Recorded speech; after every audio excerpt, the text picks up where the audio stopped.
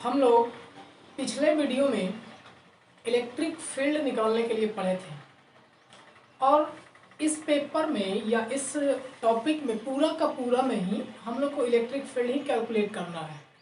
लेकिन एक बार electric charge की वजह से, जो कि ऑलरेडी हम लोग पहले देखे थे, फिर वो चार्ज एक पॉइंट चार्ज ना रह करके जब वो चार्ज को डिस्ट्रीब्यूट किया जाएगा तब क्या फील्ड होगा, यानी जब वो चार्ज अलग अलग पोजीशन में अलग अलग तरीके से अरेंज्ड रहेगा तब फील्ड का स्ट्रेंथ क्या होगा या इलेक्ट्रिक फील्ड क्या होगा, इसी चीज़ को कैलकुलेट करना है।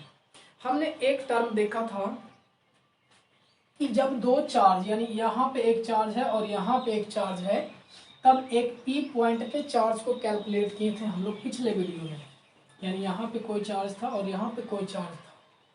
इसी प्रकार से डिफरेंट चार्ज रख करके हम लोग देखे थे। एक तो बेसिक ट्रिक है, एक तो लाइक और शेयर ठोक दीजिए, महाकाल का लाइक और शेयर ठोक दीजिए। इसी के टर्म में हमने दूसरा जो टॉपिक बताया था, इसमें इलेक्ट्रिक डाइपोल, क्या बताए थे? Electric dipole.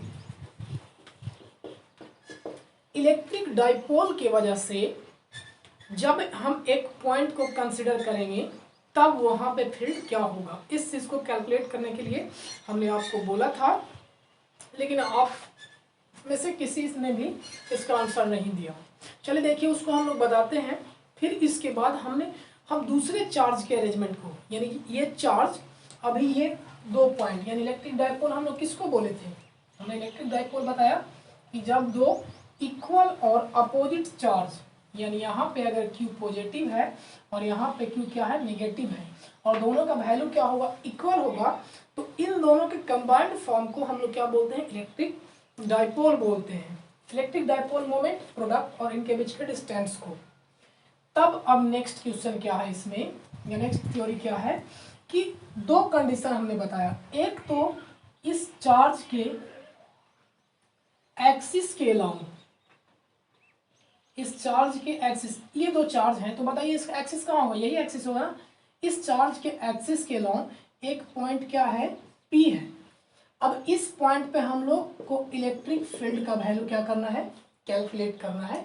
ये हमने आपको क्वेश्चन करने के लिए दिया था। दूसरा इसी का क्या है, अच्छा यहाँ पे थोड़ा सा देखिए, ये सेंटर पॉइंट है, इसको हमने क्या बोला था? Centre of dipole. Centre of dipole, यानी ये वाला डिस्टेंस a है, यहाँ से ये डिस्टेंस a है और यहाँ से ये डिस्टेंस क्या है, a है। यानी इस सेंटर के a तरफ एक Q1 चार्ज है, Q चार्ज है, और इस सेंटर के इस तरफ a डिस्टेंस पे क्या है, Q चार्ज है। लेकिन इस सेंटर से जो पॉइंट है वो कितना डिस्टेंस पे है? हम लोग माने थे कि x डिस्टेंस पे है, तो इस x डिस्टेंस पे आप फील्ड को क्या कीजिए, कैलकुलेट कीजिए। यही था क्वेश्चन। आगे इसके सेकंड में देखेंगे कि जब वो पॉइंट कहाँ होगा, इस सेंटर के परपेंडिकुलर होगा, यानी ये डाइपोल के सेंटर पे परपेंडिकुलर एक पॉइंट को कंसिडर करेंगे, तब वहां पे फील्ड का वैल्यू क्या होगा। और ये एग्जाम के व्यू से देखा जाए तो ये इंपॉर्टेंट है, आप इसको ध्यान से देखिएगा। देखिए, हम लोग को इलेक्ट्रिक फील्ड निकालना है। अब बताइए इस पॉइंट पे इलेक्ट्रिक फील्ड कितने चार्ज के वजह से होंगे? यहाँ पे चार्ज है कितने? दो चार्ज है। पहला ये दिख रहा है आपको, एक यहाँ पे है और दूसरा यहाँ पे है, तो हम लोग कंसिडर करते हैं। यानी इस वाले चार्ज की वजह से, चूंकि ये नेगेटिव चार्ज है, तो इस वाले के चार्ज की वजह से बताइए फील्ड का डायरेक्शन किधर होगा?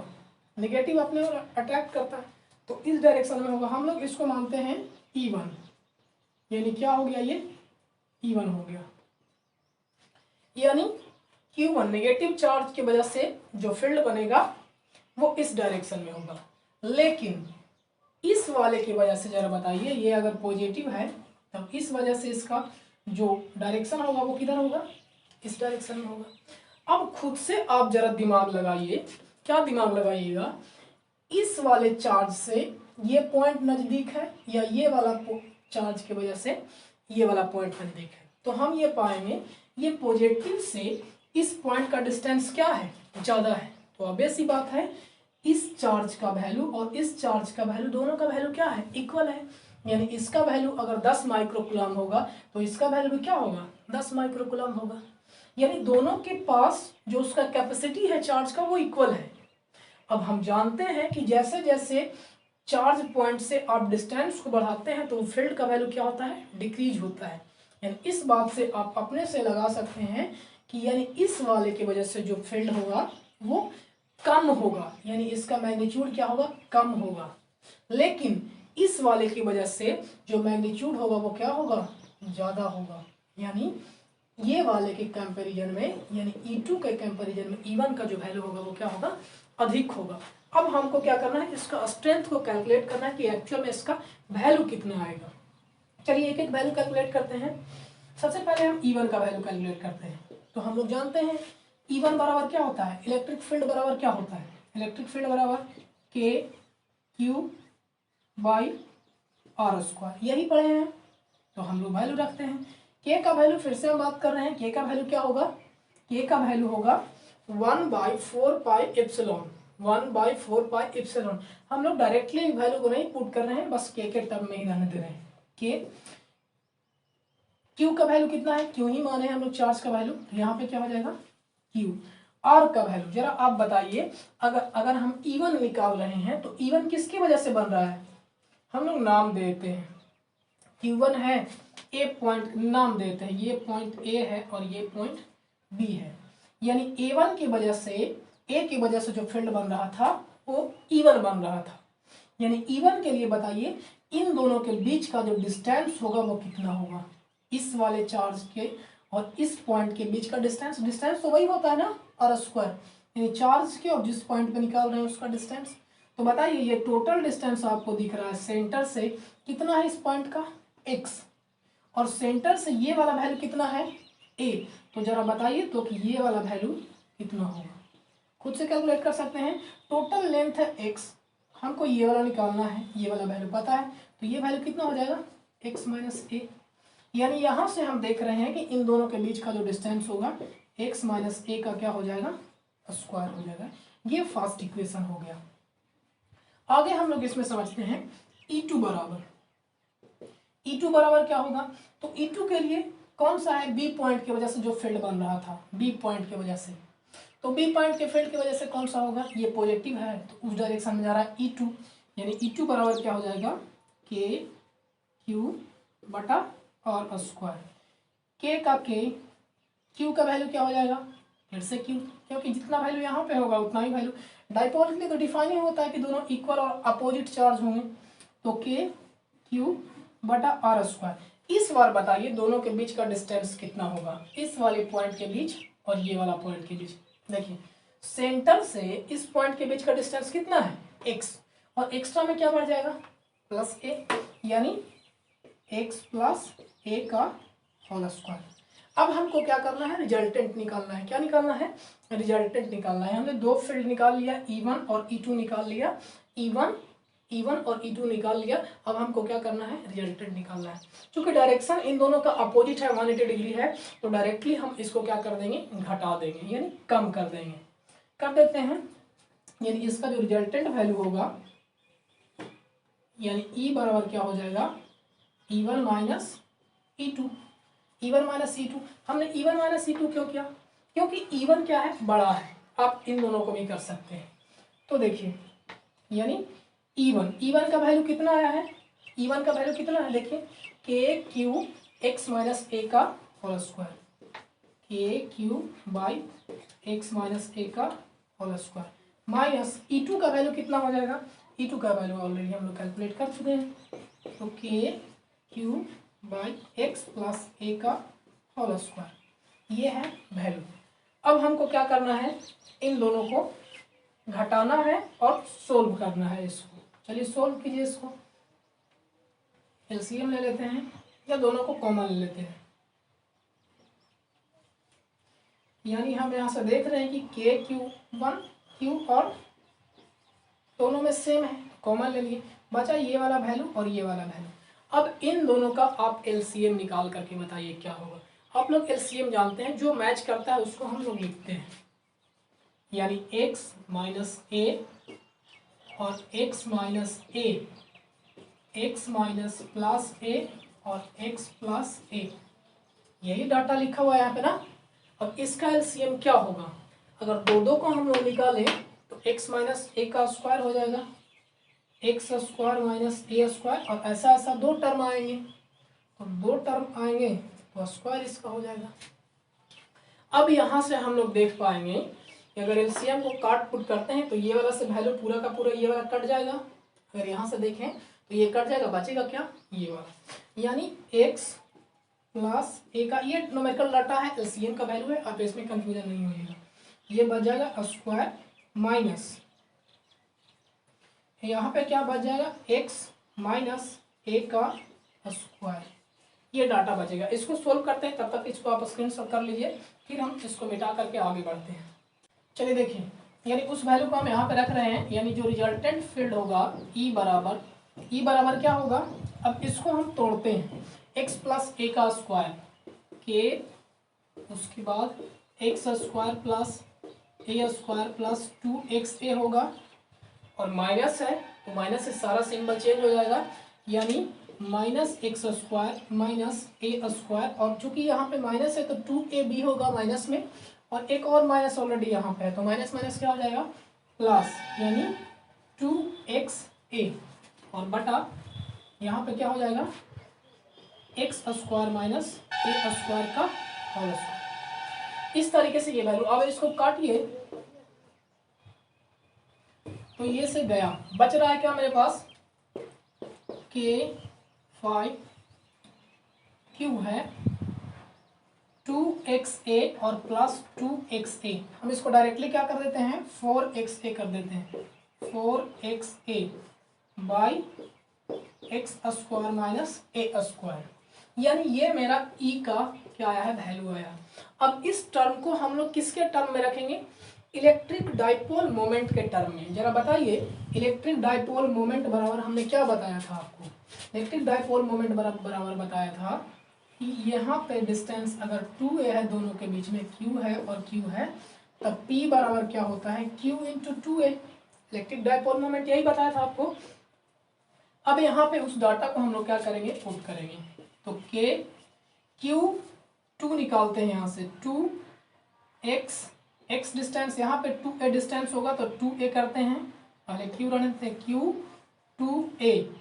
q2a निकाल लेंगे तो बचेगा क्या यहाँ पे 2x, 2 इंटू 2 4 हो जाएगा, बाई एक्स स्क्वायर, सॉरी यहाँ पे स्क्वायर छूटा हुआ है, एक्स स्क्वायर माइनस ए का स्क्वायर का होल स्क्वायर। अब बताइए इस वाले वैल्यू को क्या बोलते हैं, p बोलते हैं, हम लोग रख देंगे value kp2x by x square minus A square का होल स्क्वायर, ये e का वैल्यू आया है। इसमें थोड़ा सा कुछ इम्प्रूवमेंट करना है। हमने आपको बताया था कि ये वाला जो डिस्टेंस होता है दो पॉइंट चार्ज के बीच का जो डिस्टेंस होता है वो बहुत ही माइक्रोमीटर में होता है, बहुत ही स्मॉल होता है, एकदम टिन। लेकिन जब हमने एक पॉइंट कंसिडर किया यहाँ पे, ये पॉइंट कंसिडर जो p किया था उसका वैल्यू x माने हैं, इस डिस्टेंस से x माने हैं, जो कि इन दोनों के बीच के डिस्टेंस के तुलना में बहुत ज़्यादा होगा। अगर यहाँ से हम मिलीमीटर में भी अगर रखते हैं तब भी माइक्रो से क्या हो जाएगा, बहुत ज़्यादा हो जाएगा। कहने का मतलब ये हुआ कि x का जो वैल्यू है यहाँ पे वो बहुत ज़्यादा है, किससे, a से, इसीलिए हम लोग क्या रख सकते हैं डायरेक्टली यहाँ पे वैल्यू को। और जरा बताइए, कोई छोटा वैल्यू होता है, आप 0.00 करिए और इसका 1 कीजिए, अगर इसका स्क्वायर करते हैं तो ये वैल्यू और छोटा होता है। तो पहली बात तो ये a ऑलरेडी छोटा था, स्मॉल वैल्यू था, और इसका स्क्वायर करते हैं तो ये और छोटा हो जाएगा। तो इसलिए एक आध वैल्यू और हम बढ़ा देते हैं, x a की तुलना में बहुत बड़ा है, इसलिए हम इस वाले को क्या करेंगे, निगलेक्ट करेंगे, यानी e बराबर क्या मेरे पास आ जाएगा, kp2x बटा, ये वाला वैल्यू को हटा देंगे क्योंकि बहुत छोटा है, तो बचेगा क्या, एक्स स्क्वायर के पावर कितना, x के पावर 4, एक x ऊपर बचा हुआ है, यानी यहाँ से क्या निकला रिजल्टेंट, kp2x, एक से एक चला जाएगा यहाँ पे, तो बचेगा कितना नीचे, x के पावर q। यानी ओवरऑल अगर हम इसका रिजल्टेंट देखें तो फील्ड का जो वैल्यू आया, क्या आया, 2p/x⁻⁷। और यही क्वेश्चन आपसे ऑब्जेक्टिव में आएगा कि आप कैलकुलेट कीजिए, अगर 4 नंबर या 6 नंबर में आएगा तो ये क्वेश्चन आएगा कि आप इलेक्ट्रिक डाइपोल के एक्सिस के लॉन्ग एक पी पॉइंट पे आप क्या इलेक्ट्रिक फील्ड के वैल्यू को क्या कीजिए, कैलकुलेट कीजिए। तो ये वैल्यू इतना आएगा, यानी के 2p या इसको बोल सकते हैं 2kp/x3। या आपसे ऑब्जेक्टिव में पूछ देगा कि जो इलेक्ट्रिक फील्ड होता है वो इलेक्ट्रिक डाइपोल के डिस्टेंस यानी एक्सिस के लॉन्ग होता है, तब किसके प्रोपोर्शन होता है। हम लोगों ने डिस्टेंस क्या पढ़ा था कि इलेक्ट्रिक फील्ड बराबर क्या पढ़ा था, जरा बताइए। एक पॉइंट चार्ज था यहाँ पे Q, और किसी पॉइंट पे फील्ड का वैल्यू निकालते थे इस पॉइंट पे, तब बताइए यहाँ पे E का वैल्यू क्या पढ़े थे, KQ/r²। यानी यहाँ पे डिस्टेंस के स्क्वायर के इनवर्सली प्रोपोर्शनल था। लेकिन जब हम इलेक्ट्रिक डाइपोल के लॉन्ग निकालते हैं एक्सिस के लॉन्ग, तब वहाँ पे किसका होता है, क्यूब के लॉन्ग होता है। अभी तो हम लोग एक प्रकार के देखे डाइपोल के लॉन्ग निकाले हैं, फिर डाइपोल पे परपेंडिकुलर निकालेंगे, लेकिन यही तरीका नहीं है इलेक्ट्रिक फील्ड निकालने का। और भी बहुत सारे चार्ज का अरेंजमेंट होंगे, वहाँ पे हमको फील्ड निकालना होगा कॉम्प्लेक्स। तब हम लोग यूज करेंगे गॉस थ्योरम को। गॉस थ्योरम को पढ़ने से पहले हम लोग इस बात को समझेंगे कि आखिर हम लोग कर क्या रहे हैं। हम लोग कर रहे हैं यानी किसी भी डिफरेंट चार्ज के क्रॉस या चार्ज से किसी दूसरे पॉइंट पे फील्ड का वैल्यू निकाल रहे हैं, वहां पे कितना फोर्स लगेगा। एक्चुअल में इलेक्ट्रिक फील्ड क्या बता रहा है, स्ट्रेंथ ही तो बता रहा है कि इस क्यूब पॉइंट से यहाँ पे एक चार्ज है, तो यहाँ पे इलेक्ट्रिक फील्ड का वैल्यू या इलेक्ट्रिक फील्ड का इंटेंसिटी या स्ट्रेंथ को बताइए, तो फोर्स कितना लगेगा, यही चीज को कैलकुलेट कर रहे हैं। तो क्या जरूरी है कि हर समय ये जो चार्ज आपको दिख रहा है वो पॉइंट चार्ज ही हो, अलग अलग प्रकार के चार्ज के अरेंजमेंट हो सकते हैं, इसी चीज को हम लोग मेनली कैलकुलेट करना है। तो अभी एक अरेंजमेंट क्या देख रहे हैं, इलेक्ट्रिक डाइपोल देखे हैं, तो डाइपोल में एक पॉइंट देखे हैं, एक पॉइंट कंसिडर किए हैं। अब दूसरा पॉइंट हम लोग कंसिडर करने वाले हैं, इस डाइलेक्ट्रिक के परपेंडिकुलर में क्या होंगे, एक पॉइंट होंगे। तो इस वाले को नोट कीजिए और उसके बाद हम दूसरा देखते हैं। देखिए ये हमने फिगर बनाया है, ये आपको जो दिख रहा है A और B, ये डाइपोल है। डाइपोल कहने का मतलब दो पोल है, जहाँ पे चार्ज क्या है Q1, यानी Q नेगेटिव में नेगेटिव चार्ज है और यहाँ पे पॉजिटिव चार्ज है। अब किन्हीं के दिमाग में आ रहा हो कि बार बार आप नेगेटिव और पॉजिटिव ही क्यों ले रहे हैं, चूंकि ऑलरेडी हमने पहले ही आपको बता दिया है कि जो इलेक्ट्रिक फील्ड हमको निकालना है वो किसके वजह से निकालना है, तो डाइपोल के वजह से। और डाइपोल बोलते ही है निगेटिव और पॉजिटिव के कंबाइंड फॉर्म को बोलते हैं, तो इसमें किन्हीं को कंफ्यूजन नहीं होना चाहिए। अब जो क्वेश्चन है, डाइपोल के सेंटर पे परपेंडिकुलर एक पॉइंट क्या है, P है, और यहाँ पे हमको क्या करना है, इलेक्ट्रिक फील्ड निकालना है। इसका एंगल 60 डिग्री होता तो हम लोग को सिंपल हो जाता, लेकिन हम 60 डिग्री ना रख करके थीटा वैल्यू रख करके कंसिडर करेंगे। थीटा वैल्यू रख दिए हैं। यहाँ से इस पॉइंट से यानी सेंटर से इस पॉइंट के बीच का डिस्टेंस कितना माना हुआ है, x माना हुआ है। अब हम लोग को क्या करना है, कैलकुलेट करना है इस पॉइंट पे इलेक्ट्रिक फील्ड। तो सबसे पहले Q चार्ज की वजह से यानी पॉइंट A की वजह से, तो चूंकि ये चार्ज कैसा है, निगेटिव है, तो निगेटिव है तो फील्ड का डायरेक्शन क्या होगा, निगेटिव अपनी ओर अट्रैक्ट करेगा। यानी यहाँ पे हम लोग E2 मान लिए हैं, आप किसी को भी E1 E2 किसी को भी मान सकते हैं, तो E2 मान लिए हैं। जरा बताइए कि ये सेंटर पॉइंट पे है Q1, जो Q का वैल्यू जो है और Q का वैल्यू दोनों का मैग्नीट्यूड आपस में सेम है, तो जो फोर्स का वैल्यू होगा यानी जितना फोर्स से ये इसको खींचेगा उतना ही फोर्स से ये इसको धकेलेगा कि नहीं धकेलेगा, ये बात आप बताइए। क्योंकि ये जो ट्राइंगल दिखा हुआ है, ये ट्राइंगल दिख रहा है, ये सेंटर पे है, सेंटर पे ये पॉइंट परपेंडिकुलर है, ये पॉइंट कैसा है, परपेंडिकुलर है, और यहाँ डिस्टेंस और यहाँ डिस्टेंस दोनों का क्या है, इक्वल है।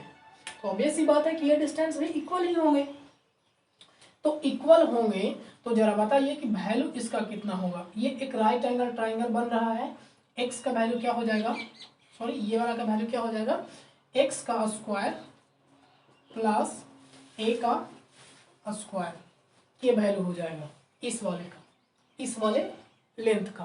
तो यहाँ पर भी लेंथ का वैल्यू क्या हो जाएगा, x का स्क्वायर प्लस a का स्क्वायर।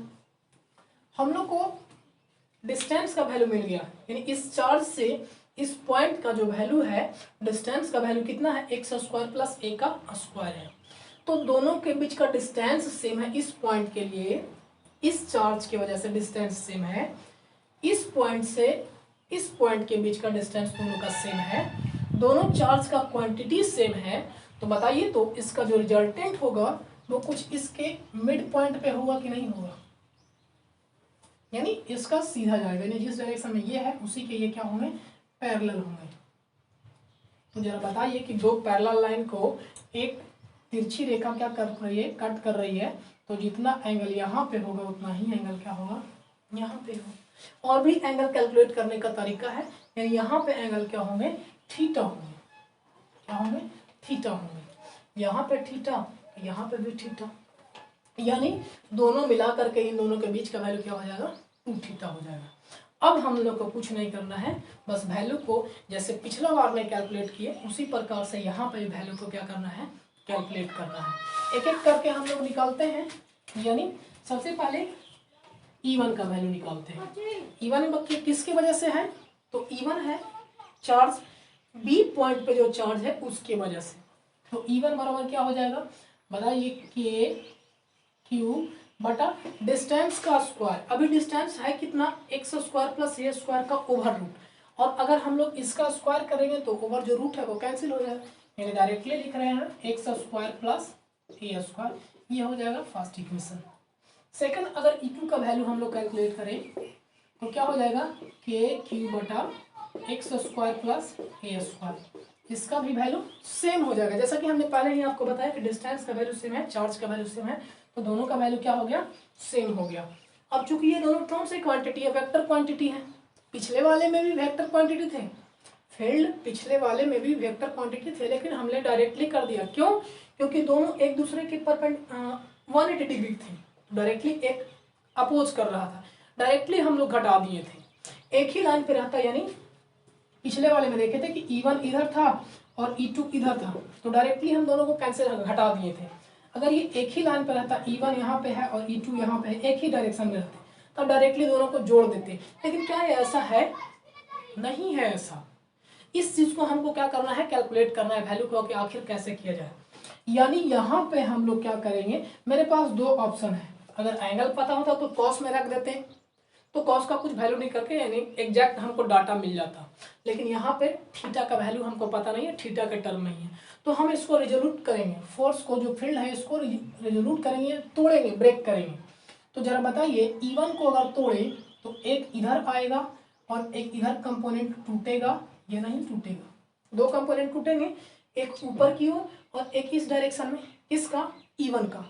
तो बताइए जिसके साथ थीटा एंगल बनाता है वो बताइए क्या होता है वैल्यू, थीटा एंगल बनाता है तो क्या वैल्यू होता है बताइए, यानी जिसके साथ एंगल बनाता है वो यहाँ पे अगर E1 को तोड़ेंगे तो यहाँ पे क्या हो जाएगा, E1 cos theta, E1 cos theta, और ऊपर में यहाँ क्या चला जाएगा, E1 sin थीटा होगा, E1 sin थीटा।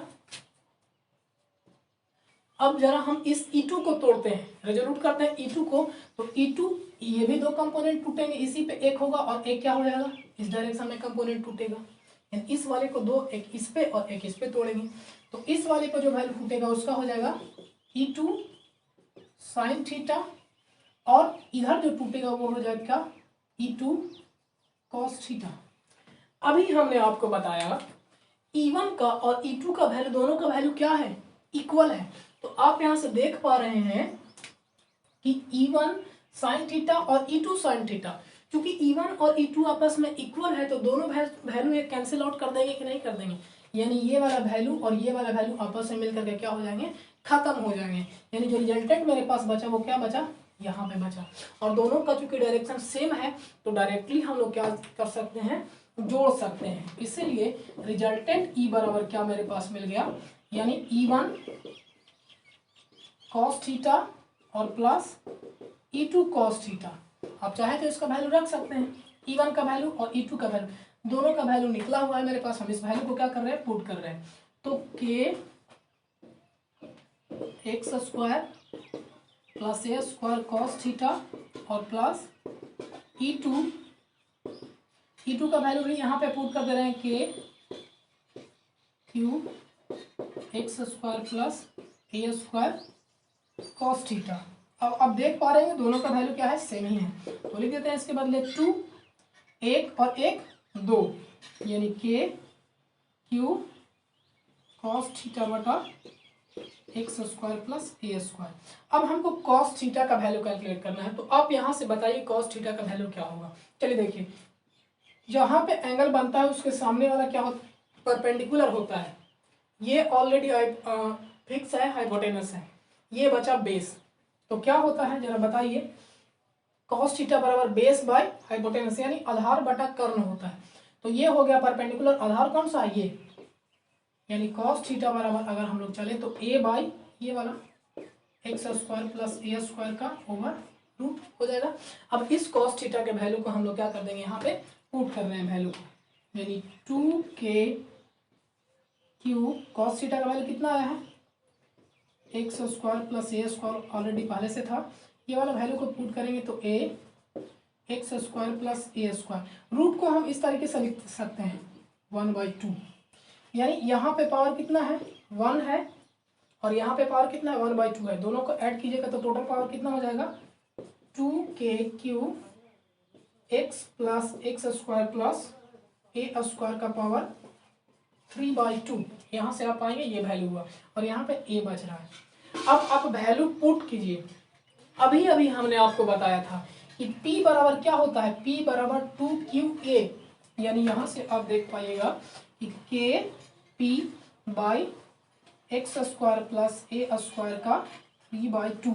फिर से हम यहाँ पे एक कंडीशन को जोड़ेंगे कि x का जो वैल्यू है वो बहुत ज़्यादा बड़ा है किससे, a से, इसलिए हम a को क्या करेंगे, निगलेक्ट करेंगे। तो निगलेक्ट करेंगे तो जरा बताइए क्या बचा, k p बटा ये वैल्यू खत्म करेंगे तो 3/2 है, तो 2 से 2 कैंसिल, यानी x की पावर क्या हो गया q, यानी यहाँ से हमारा जो वैल्यू मिला e का वैल्यू, यानी e बराबर क्या मिला के पी बाई एक्स क्यू। यहाँ से भी हम देख पा रहे हैं कि जो डाइपोल के एक्सिस के लॉन्ग निकाले थे उसमें भी और परपेंडिकुलरली हम निकाले उसमें भी, दोनों के केस में जो फील्ड का वैल्यू हो रहा है उसके डिस्टेंस के क्यूब के इनवर्सली प्रोपोर्शनल हो रहा है। सिंपली हम लोग क्या जानते हैं कि स्क्वायर के इनवर्सली प्रोपोर्शनल होता है, लेकिन यहाँ पे किसके प्रोपोर्शनल हो रहा है, क्यू के प्रोपोर्शनल हो रहा है। तो ये था डाटा। पिछले वाले में क्या था जरा बताइए, यहाँ पे सिर्फ और सिर्फ वैल्यू क्या था, पिछले वाले केस में यहाँ से 2 से मल्टीप्लाई था, यानी अगर एक्सिस के लॉन्ग निकालते तो फील्ड का वैल्यू क्या हो रहा था, 2 टाइम्स ज़्यादा हो रहा था इस परपेंडिकुलर वाले पॉइंट के कंपैरिजन में, लेकिन यहाँ पे क्या है 2 टाइम्स कम है। तो ये था इलेक्ट्रिक डाइपोल के परपेंडिकुलरली और एक्सिस के लॉन्ग दोनों पॉइंट के अक्रॉस क्या निकाले हम लोग, फील्ड का वैल्यू निकाले। अब देखिए, जरूरी नहीं है कि ये पॉइंट आपको यहीं पे फिक्स यानी परपेंडिकुलर ही मिले, हो सकता है ये तिरछा दे दे या कहीं इस डायरेक्शन में दे दे, अलग अलग भी हो सकता है, लेकिन उतना ज़्यादा डिटेल हम लोग को जाने का जरूरी नहीं है। जो लोग बनाना चाहते हैं वो लोग बनाइए, और भी पॉइंट रख करके एंगल का वैल्यू रख करके आप उस फोर्स को रिजोल्यूट करके बना सकते हैं। ज़्यादा हम डिटेल में यहाँ नहीं जाएंगे। तो ये वाला डाइपोल के दोनों पॉइंट के क्रॉस हमने फील्ड का वैल्यू निकाला। एक क्वेश्चन और जो हम कल बोले थे क्या निकालने के लिए, इलेक्ट्रिक फील्ड का वैल्यू जब रेक्टेंगल होता है तब, कुछ लोग बोल रहे थे उस चीज़ को बताने के लिए। तो देखते हैं, तब तक इसको आप स्क्रीनशॉट कर लीजिए। देखिए, इलेक्ट्रिक फील्ड फाइंड करना था, हमने बताया था आपको कि एक क्या है, रेक्टेंगल है, यहाँ पे चार्ज Q1 पॉजिटिव था, यहाँ पे Q चार्ज नेगेटिव था और यहाँ पे क्या था, पॉजिटिव था। अब इस पॉइंट पे क्या करना था, हमको फील्ड का वैल्यू कैलकुलेट करना था। चलिए देखिए, हम एक एक करके वैल्यू को कैलकुलेट करते हैं। डिस्टेंस सारा में सेम था, ए था, ए और ए। तो बताइए कि ये वाला वैल्यू कितना हो जाएगा, ये वाला वैल्यू क्या हो जाएगा बताइए, √2 × ए हो जाएगा, डायगोनल यही होता है। ये वाला वैल्यू इस पॉइंट पे सबसे पहले इसके वजह से, क्योंकि ये पॉजिटिव है तो इसका डायरेक्शन किस डायरेक्शन में होगा, इधर होगा। इवन इसको मानते हैं, इस वाले के वजह से क्या होगा, इस डायरेक्शन में होगा। E2 इसको मानते हैं, और इस वाले चूंकि ये नेगेटिव है तो ये क्या करेगा, इस डायरेक्शन में इसको क्या करेगा, खींचेगा इधर, यानी ये क्या हो गया, E3 हो गया। अब हमने इसको एक दूसरा फिगर बनाया। देखिए, एक है, एक फोर्स लग रहा है P पॉइंट पे, इस P पॉइंट पे फोर्स लग रहा है एक ऊपर की ओर, यानी E1 का फील्ड क्या है, ऊपर की ओर है, एक इधर है E2 और तीसरा क्या है, इधर है ना E3। और इसका जो एंगल है वो कितना है 45 डिग्री है। 45 डिग्री है। अब थीटा भी इस वैल्यू को मान सकते हैं, क्योंकि ये स्क्वायर है तो ऑलरेडी हम चूंकि जान रहे हैं कि ये कितना वैल्यू होगा 45 डिग्री वैल्यू होगा। रेक्टेंगल के लिए था स्पेशली, आप डायरेक्टली डाटा रख भी सकते हैं तो थीटा रख करके भी काम कर सकते हैं। तो देखिए हमने एक एक का फील्ड निकालना है। देखिए E1 बराबर क्या हो जाएगा, E1 बराबर निकालिए। आप चार्ज को डिफरेंट डिफरेंट रख करके भी निकाल सकते हैं, हम न्यूमेरिकल डाटा यहाँ पे नहीं रख रहे हैं, डायरेक्टली क्यू के टर्म में ही हम लोग देख रहे हैं। E1 बराबर क्या हो जाएगा के क्यू, इसके वजह से आर स्क्वायर, आर का वैल्यू कितना है ए का स्क्वायर, फर्स्ट हो जाएगा। सेकंड क्या हो जाएगा E2 बराबर के क्यू बाई ए स्क्वायर, इसमें भी क्या हो जाएगा ए ही स्क्वायर हो जाएगा उस डायरेक्शन में। थर्ड वाले में आपको दिक्कत हो रहा होगा के क्यू बाई √2 ए स्क्वायर, ए का स्क्वायर। तो बताइए यहाँ पे ओवरऑल कितना हो जाएगा, यानी √2 और ये कैंसिल हो जाएगा तो कितना हो जाएगा 2a स्क्वायर, 2a स्क्वायर। अब इस डाटा को हम यहाँ पे पुट कर रहे हैं। E1 का जो वैल्यू आया है वो कितना है के क्यू बाई ए स्क्वायर, इसका वैल्यू भी आया है के क्यू बाई ए स्क्वायर, लेकिन इस वाले का वैल्यू आया है के Q by 2a square, 2a square. अभी तक हम लोग जानते थे दो फील्ड अगर दो वेक्टर क्वांटिटी है तब उसको जोड़ने का तरीका जानते थे, लेकिन यहाँ पे तीन मिल गया। अब इसको क्या करेंगे, मेरे पास ऑप्शन है रिजोल्यूशन ऑफ फोर्स पढ़ेंगे वाला रूल अप्लाई करेंगे। तो यहाँ पे एंगल बना रहा है 45 डिग्री का, चलिए हम थीटा मानते हैं, थीटा मानते हैं। तो ये जिसके साथ एंगल बना रहा है वो कितना हो जाता, इस वाले फोर्स को यहाँ पे ब्रेक करते हैं तो ये वाला वैल्यू कितना हो जाता, टूट जाता। टूटने के बाद क्या हो जाता E3 cos थीटा, और ये वाला क्या हो जाता E3 sin थीटा।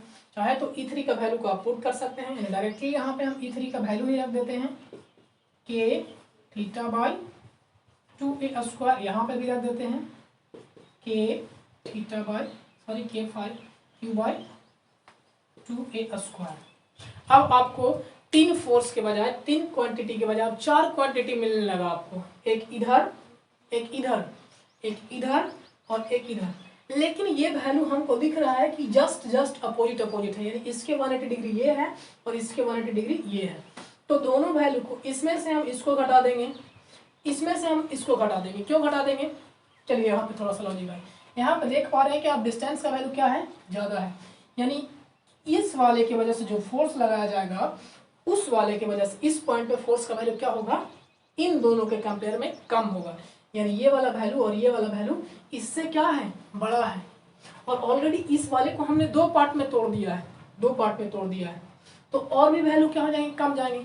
तो हम यहाँ पे जान रहे हैं कि ओवरऑल अगर E1 और E3 के कंपोनेंट को अगर तोड़ने के बाद रिजल्टेंट निकालें, तब जो ओवर और रिजल्टेंट आएगा वो किस डायरेक्शन में आएगा, इस डायरेक्शन में आएगा। इसको ऐसे समझिए, इधर जो फोर्स लग रहा होगा, मान लिया जाए कि 10 लग रहा होगा, तो इधर जो फोर्स लग रहा होगा वो कितना लग रहा होगा, 7 लग रहा होगा। तो बताइए एक बॉडी है, एक पॉइंट है, इसको 10 इधर से खींच रहा, एक 7 इधर से खींच रहा, तो बताइए बॉडी किधर खिंचाएगा, ऑब्वियस सी बात है जो ज़्यादा फोर्स लगाएगा।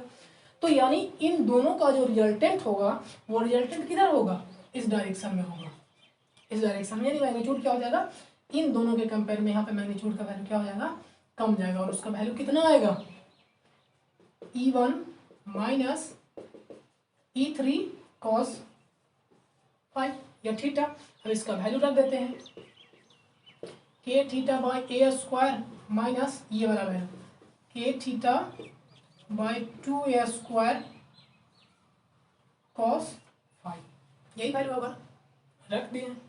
डायरेक्टली ये वैल्यू आप यहाँ पे इस वाले को ना रखिए तो बेहतर होगा, यानी E3 cos 5 रखते हैं तो इसी का वैल्यू ये यहाँ है, यानी ये वैल्यू हमारा ओवरऑल हो गया किस डायरेक्शन में, इस डायरेक्शन में। एक क्वांटिटी मिला, दूसरा क्वांटिटी इधर है और एक इधर है। इधर फोर्स लग रहा है, सपोज कीजिए कि 20 लग रहा है, तो इधर कितना लग रहा होगा, 10 लग रहा होगा, तो ओवरऑल किधर हो जाएगा, इस डायरेक्शन में। यानी इधर क्वांटिटी का वैल्यू कितना मिल जाएगा, तो इन दोनों का डिफरेंस E2 का, यानी ये वाला वैल्यू का डिफरेंस और ये वाला वैल्यू का डिफरेंस, तो लिख देते हैं डायरेक्टली। यानी इसका जो वैल्यू होगा वो के Q by A square minus के क्यू बाई 2a स्क्वायर। अब मेरे पास दो क्वांटिटी ओवरऑल मिल गए। अगर इन दोनों का रिजल्टेंट देखें फोर्स का तो कैसा बनेगा, एक इधर बन रहा है और एक इधर बन रहा है। इधर वाले का वैल्यू ये वाला है, कॉमन ले लेते हैं डायरेक्टली, के Q by A square 1 minus 1/2 यानी कितना हो जाएगा 1/2। ये वैल्यू आ गया इधर। इधर वैल्यू कितना हो जाएगा, सिमिलरली यहाँ पे भी है, यहाँ पे कुछ छूट रहा है, कॉस थीटा साइन थीटा है, यहाँ पे साइन थीटा, यहाँ पे वैल्यू हो जाएगा 1 माइनस 1/2 साइन थीटा।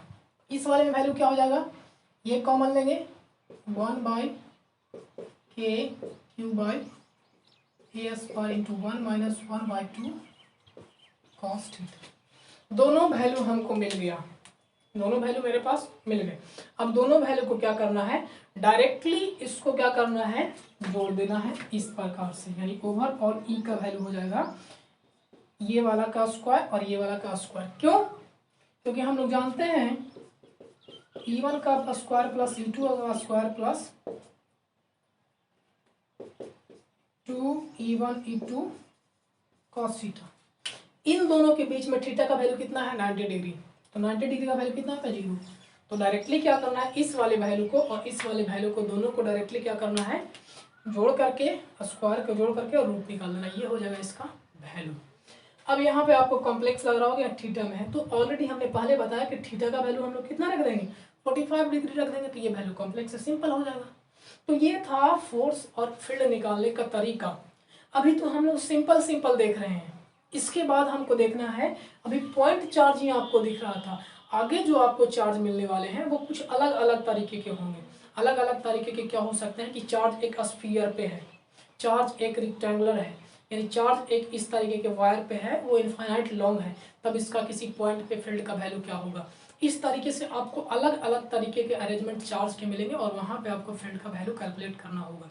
इसीलिए कैलकुलेट करने के लिए, फील्ड को कैलकुलेट करने के लिए गॉस थ्योरम यूज होता है और उसके एप्लीकेशन जो आगे पढ़ने हैं आपको, तो हम ट्राई करेंगे कि जल्दी से जल्दी आपका सिलेबस खत्म किया जाए। आप लोग देखिए इस चीज़ को, ऐसा तो नहीं है कि वीडियो अपलोड नहीं किया जा रहा है। कुछ लोग कमेंट्स करते हैं कि लाइव क्लास, भाई जितना पॉसिबल हो रहा है मेरे से हम कर रहे हैं। आप समझ सकते हैं कि सिचुएशन कैसा है, और जो लोग उल्टा पल्टा बोलते हैं वो आप जैसा आपको लगे।